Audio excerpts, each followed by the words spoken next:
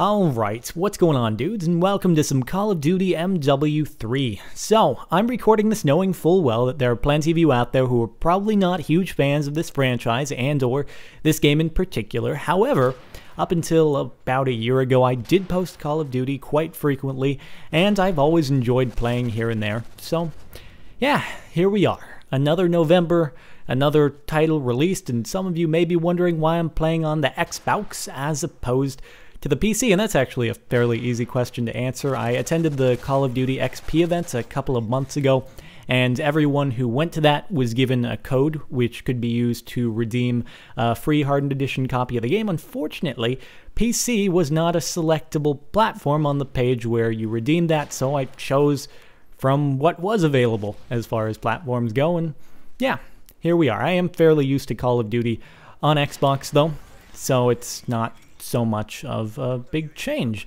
And that said, even after what I've heard, it's probably pretty unlikely that I'll go ahead and purchase it on the PC, because I know that the field of view is locked at 60, which is actually the same as on console. However, when you're on PC, you generally sit up close to your monitor, so it kind of makes it feel like you are a horse with blinders while you're playing. FOV is how wide of an area of your screen you can see at once, or of the environments that you can see at once, and it's supposed to emulate your peripheral vision when you increase it to higher numbers. Somewhere around 90 is generally what's acceptable for PC FPS, and since that's locked on the MW3 PC version, that's kind of not so good. Not to mention there's also no developer console, and that's a big thing too, and I don't think I would be too surprised if mod tools aren't ever released for the title either. So when it comes to Call of Duty titles, with Call of Duty 4 being the exception, since then it's been made with console in mind, knowing that that is where the money is at, and PC is sort of an afterthought, which is unfortunate, but it's just the fact of the matter when it comes to this franchise. Call of Duty 4, however, was a fantastic PC FPS title. So, anyway, the main complaints that I have heard thus far about the game, aside from the issues with PC when it comes to the game universally, is that, well, it's Modern Warfare 2.5, and that's what I have heard over and over. It's a $60 expansion pack with new maps, new weapons, so on and so forth, and as someone who has been a fan of the series for a long time, I completely agree that it is basically identical gameplay mechanic-wise, and the way everything looks and feels. It is the same as Modern Warfare 2, but is that necessarily a bad thing, do I think? And that's hard to answer, because I'm not actually sure what more I would expect, nor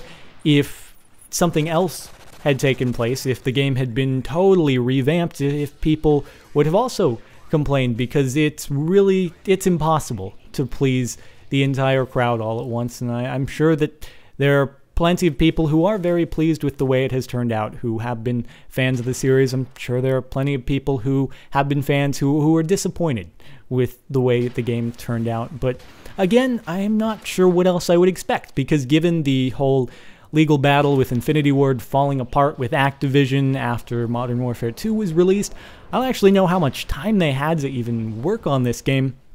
So I wouldn't be very surprised if this game literally is a reskin of the Modern Warfare 2 source files. It would not surprise me in the least, but again, I should say that the Modern Warfare 2 game engine was fantastic. It had some of the best hit detection that I have ever experienced, and that is extremely important. And the only big thing to complain about in Modern Warfare 2 was the fact that there was things like Commando and the one-man army noob tubes, so on and so forth. It wasn't the actual engine itself that made that game fail in certain aspects. It was just these additional things that were added on top that could be abused.